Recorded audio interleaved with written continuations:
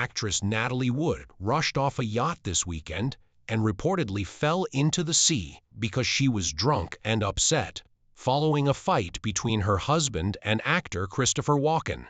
According to the article, the 43-year-old actress's death did not appear to be the result of foul play.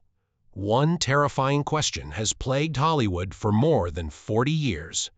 A question muttered in late-night interviews, scrawled in police records, and mumbled in films. Robert Wagner is squarely in the middle of it all. Wagner, who was formerly praised for his intelligence and charm, changed completely. A living enigma. A husband caught in a never-ending cycle of suspicion, remorse, and love. The glimmer of stardom has long since faded at 95. The fact that he has been carrying by himself since that icy night in 1981 is what remains. The night when everything fell apart. Hollywood's golden couple, Natalie Wood and Robert Wagner, sailed out aboard their yacht, the Splendor, for what should have been a peaceful retreat close to Catalina Island on Thanksgiving weekend, November 28, 1981. Dennis Davern, the yacht's captain, and Christopher Walken, Natalie's co-star in Brainstorm, were also on board. Natalie saw it as a little respite from the hectic world of stardom, a quiet weekend in between filming. Rather, it turned into the night that would shape Wagner's life. The day began peacefully and amusingly. Before supper, a few joyful pictures were taken, champagne was served, and laughing rang out. The party was even spotted at Doug's Harbor Reef restaurant, according to locals. Grinning, raising a glass to camaraderie, and relishing the evening. However, the tension increased as the drinks continued to flow. Later, Walken acknowledged that the conversation turned to Natalie's work and her desire to go back to acting professionally. At that point, Wagner's jealousy became apparent. Everything had altered by the time they returned to the mansion at approximately 10 p.m. Wagner himself acknowledged in his 2008 biography, Pieces of My Heart, that Geely the best and worst of me. There was no longer any warmth. Whispers and a tense stillness had taken the place of the laughter, the skipper remembered. Soon, those quiet moments turned into yelling. Davern claimed that while screaming at Natalie and accusing her of flirting with Walken, Wagner abruptly broke a bottle of wine on the table, sending shards flying around the cabin. His normally smooth and serene voice shook with rage. After making an effort to defuse the situation, Walken eventually withdrew to his cabin, leaving the pair alone. The night became silent a few moments later. Then anxiety replaced the silence. Natalie had left. According to Wagner, he believed she had gone to bed. But something wasn't right when he noticed she wasn't there. The rubber boat used to get to shore, the yacht's little dinghy, was also gone. However, deep water had always frightened Natalie. No one who knew her would understand why she would take the boat out by herself, barefoot in her nightgown. Wagner eventually dialed the Coast Guard at 3:30 a.m. For hours, the search team battled frigid winds and black waves as they surveyed the pitch-black water. And the truth literally came to light on November 29th as dawn broke. Only a mile away from the yacht, Natalie's body was discovered floating face down. She was just 43. She was dressed in a crimson parka, stockings, and a flimsy nightgown, too light of clothing for the icy cold. Although the coroner declared it an accident, the scratches on her neck, the bruises on her arms and legs, and her enduring fear of water portrayed a more sinister image. Hollywood fell silent, but the rumors continued behind closed doors. The three shadows that would accompany Robert Wagner for the rest of his life were remorse, anger, and jealousy. Investigators scrambled to put together a tale in the days following Natalie Wood's passing, one that appeared orderly, clean, and devoid of scandal. Wagner claimed that Natalie had just gone to bed following the altercation with Christopher Walken. She must have attempted to secure the yacht's dinghy at some point, he said, but that explanation raised more concerns than it did answers. And Hollywood is still plagued by same questions today. According to Wagner, Natalie must have slipped and fallen into the murky water after hearing the dinghy slam against the yacht's hull. For a time at least, the public was calmed by its plausible sound. However, that scenario quickly began to fall apart as fresh information emerged. The Valiant, a tiny rubber dinghy, was found floating silently on the seas a few hours later. The key was still in the ignition, the engine was off, and the oars were securely strapped down and undisturbed. It appeared to have never been utilized. Investigators began to probe. Why hadn't Natalie untied the oars or switched on the motor if she had actually gone to secure the dinghy? To make matters worse, the light switch was off, and there were no signs that she had ever climbed on board. With each additional piece of information, the accident theory sounded shakier every second. Things became much more dire when the autopsy results were revealed. In addition to having residues of painkillers and seasickness medications in her system that made her weak, dizzy, and vulnerable, Natalie's blood alcohol level was 0.14%.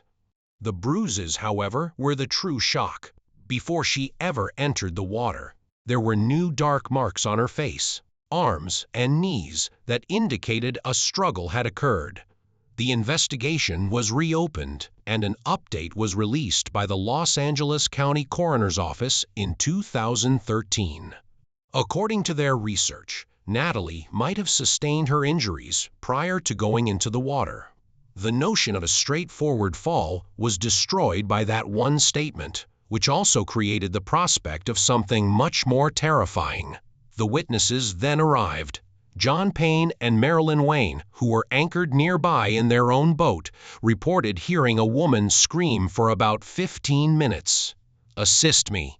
I need help, please." Wayne described the voice as unforgettable, frightened, and desperate. Then a calm but slurred man's voice spoke. "All okay, honey. We're on our way to collect you." However, nobody ever showed up. Once more, the night grew quiet. Robert Wagner's account of what happened evolved over time, sometimes in minor ways and other times in significant ways. He informed detectives that Natalie had just disappeared in 1981. "She proceeded to tie up the dinghy," he said later, and he called it all a tragic accident in his memoir, Pieces of My Heart, published in 2008. Investigators, however, were not persuaded. In 2018, Lieutenant John Carina of the Los Angeles Sheriff's Department stated that he has been intermittently altering his story and that his version of events is inconsistent. By 2012, drowning and other unspecified causes were listed as Natalie's official cause of death. Wagner was identified as a person of interest by detectives in public. They acknowledged that his timing was illogical, but no charges could ever be brought because there was no tangible evidence or eyewitnesses. Between suspicion and sadness, the case remained in limbo. The truth always seemed just out of grasp for investigators. It turned into an unseen burden for Wagner, a shadow that would never be lifted by denial, apology, or interview. One individual, however, resisted letting the stillness rule. Natalie's younger sister, Lana Wood. Lana entered the spotlight on a mission as Robert Wagner retreated from Hollywood. Fairness. The official story was never accepted by her. "My sister kept saying that she was afraid of the water. Even in her nightgown, she would never approach that dinghy." Lana makes a daring charge in her 2021 memoir, Little Sister, My Investigation into the Mysterious Death of Natalie Wood. That night, she said, Wagner's jealousy blew up into something dangerous. She even claimed that Captain Dennis Davern told her he had lied to keep Wagner safe. Her remarks rekindled a flame that Hollywood believed had extinguished decades prior. Lana claims that Captain Davern informed her that Wagner had yelled angrily. Then there was a loud bang. Lana's charges rocked Hollywood, with Wagner allegedly ordering, "Don't turn on the lights, don't call anyone." She was believed by some, who thought she was seeking the truth that everyone else was afraid to confront. She was merely a bereaved sister chasing ghosts, according to others, but there was no denying one thing. The Los Angeles County Sheriff's Department had to reopen the investigation as a result of her persistent efforts. Old memories flooded back in 2011 as new witnesses came forward. On the night Natalie died, a fisherman who was only 17 years old said he heard a woman's frightened sobs resonating over the ocean. Another acquaintance painted a darker picture of the once-adored Hollywood gentleman Wagner by recalling his outbursts in the 1960s. The tidy version of events that Wagner had supported for decades was undermined by each new detail. But prosecutors never brought charges despite growing skepticism. Then, 2022 arrived, the unexpected turn of events. Robert Wagner was formally exonerated of any direct participation, according to police. They said that the case was over. According to the official statement, every lead in the Natalie Wood case has been pursued. That wasn't justice to Lana. It was treachery. Why has he remained silent before justice if he really loved my sister? She said. Lana is still unable to let go. She maintains that Wagner is more knowledgeable than he has ever acknowledged. She said he was the last person with her. And the loudest thing of all is that silence. While the rest of Hollywood attempts to move on, her remarks continue to fuel mistrust and reverberate through decades of mystery. Robert Wagner's world fell apart the moment Natalie died. The man who once embodied Hollywood elegance and old-school refinement abruptly made headlines for all the wrong reasons. His well-honed persona, which had been developed over years, was destroyed when Natalie's body was recovered from the icy seas of Catalina Island. His identity was stolen that night, along with his wife. People wanted answers. Guilt was required by the media, alongside incendiary terms like murder, cover-up, and jealous anger. Tabloids plastered his visage across the front pages. There was one hefty, unspoken notion behind every query directed at him. "Wagner, did you murder your wife?" Once comfortable in front of cameras, the man started to hide from them. He declined interviews, postponed appearances, and disappeared from the social limelight of Hollywood. He later became a ghost of himself, according to friends. When in public, polite, yet when in private, empty. Wagner remained mute for years, bearing the burden of sadness and rumors. He eventually ended his silence in 2008 when he published his memoir, Pieces of My Heart. It was written more as a confession of grief than as a justification. He wrote, "I think of Natalie every single day. Losing her was the darkest time in my life since I loved her so much." Although his comments had a profound impact, not everyone took them seriously. He sounded to some like a damaged man attempting to mend himself. Others believed that he was fabricating the tale to exonerate himself. And all of the previous headlines roared back when the case was revived. Talk shows conjectured, tabloids exposed contradictions, and even law enforcement officials openly stated that Wagner's account was not credible. But he remained silent. The whispers became louder in the hush intended to protect him. Then a fresh voice joined the clamor in 2020. One of the following generation. The documentary Natalie Wood, What Remains Behind, was released by his daughter, Natasha Gregson Wagner. She entered the mayhem her father had avoided for years for the first time. She wanted to reveal the aspect of her parents that was lost in decades of headlines, love, sadness, and all in between, not to resurrect old scandals. Nevertheless, the specter of that 1981 evening still looms over everything. An enigma that never goes to sleep. "That's ridiculous," Natasha remarked. "My dad adored my mom, but this is a story that people made up about him. For her, he would have sacrificed his life." Her mother passed away when she was just 11 years old, and the memory still stings. She hugged Natalie one more time before the journey, but her sympathy didn't stop the commotion. She recalled the scent of her perfume, the softness of her Angora sweater, and the shiver of terror that rose when she said, "Don't go."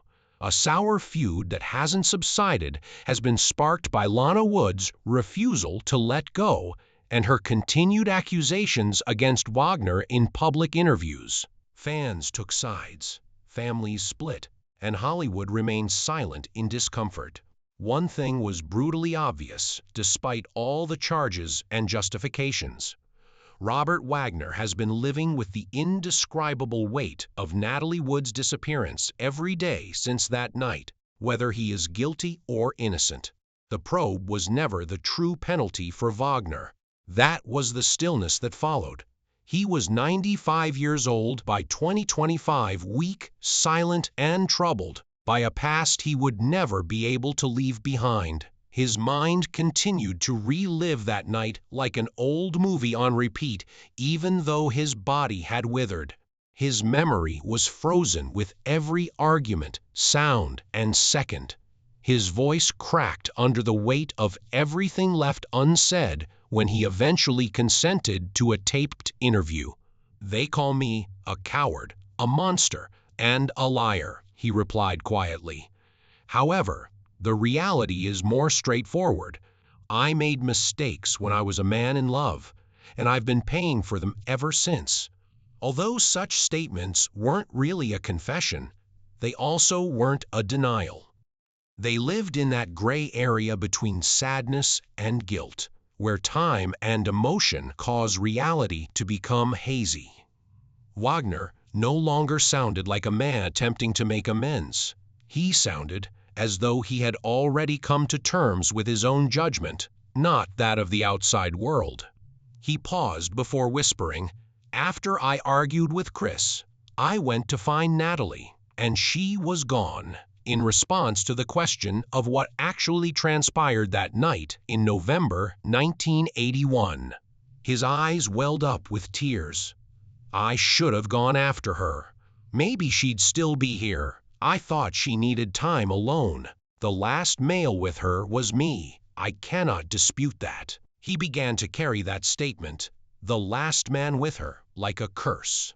In his later years, he said it frequently, sounding older, smaller, and more broken each time. He hardly mentioned Hollywood anymore, according to friends who paid him a visit. Nothing mattered, not the movies, not the fame, not the money. She was always brought up in conversations. The night that wouldn't let him sleep, Natalie, and the love he lost. He declined to return to living close to the sea. Once calming, the sound of breaking waves was now intolerable. He lived inland instead, surrounded by peaceful rooms that always seemed too large for one man, family portraits, and fading memories. His days were calm, yet heavy, according to his daughter Courtney. He would go totally quiet whenever he saw a picture of his mother, she added.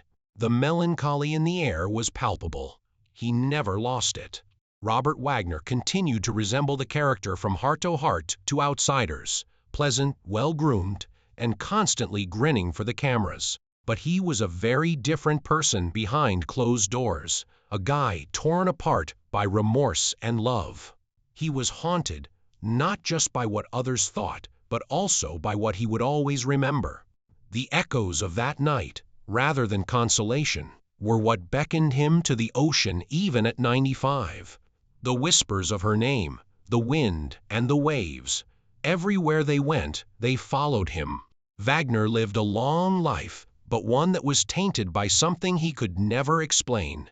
He wrote in his private notes, which Natasha later shared, "She was my compass, my direction. When she died, I lost all sense of where I was going."